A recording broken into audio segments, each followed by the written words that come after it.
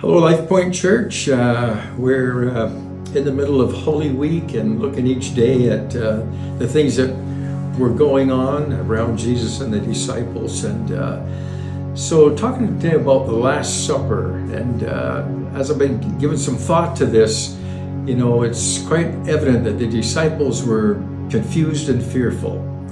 They're going into this day, they've gathered for this meal.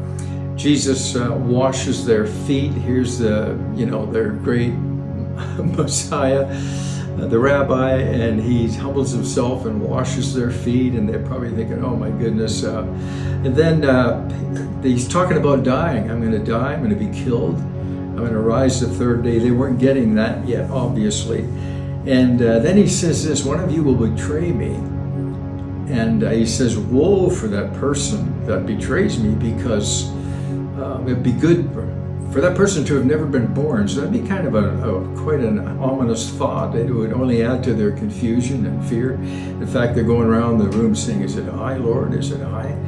And so that there's kind of that setting. They can sense that something's up and it's something big. But I noted that the disciples were confused and fearful, but Jesus was neither confused nor fearful. He knew in detail what was going to be happening in the next week. He knew everything about it. But he says this, that Jesus knew, John 13:3, he knew three things, and I just love this. He knew that the Father had put all things under his power.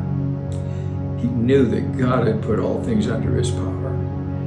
He knew that he had come from God and that he was returning to God. I thought, boy, what a beautiful application for us when we go through times of confusion or whatever. That we just need to know that God has us. He's put everything, he's given us power, he's given us authority. And we've come from God, we're born of God, and we're returning to God one day. It's so, Jesus knowing all these things and knowing where the disciples were is just such an amazing thing.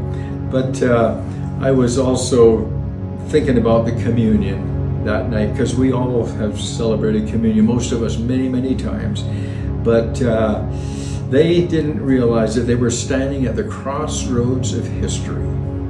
The disciples were about to have a whole new revelation of God, power in God, peace of God, joy in the Lord, and so much so that their lives would be absolutely transformed. And Jesus just taught them there by taking the bread and breaking it, saying, "This is my body broken for you." Took the cup and said, "This is my blood in the new covenant." They were about to enter the end of the law dominating their lives and the beginning of the Holy Spirit-filled living that we can enjoy today. And so they were standing on the brink of a whole new story in God's kingdom and God's people. And I just believe like every day, it's kind of where we stand. It's just learning the fullness and learning to walk in the fullness of God, of his forgiveness and of his grace. So, our prayer is this week, just that as we are preparing for the wonderful weekend ahead, where we will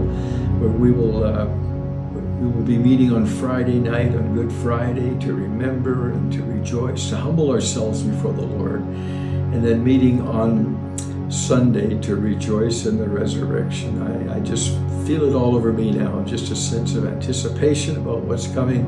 And I would just say to you, be wonderful to bring someone along on Sunday with you, just to hear the gospel and be blessed. And our prayer is that you have a marvelous Easter week. And remember today that this is the day when we remember the Lord's Supper and the condition of the disciples and the attitude of Jesus and the hope that we all take away from this. God bless you all.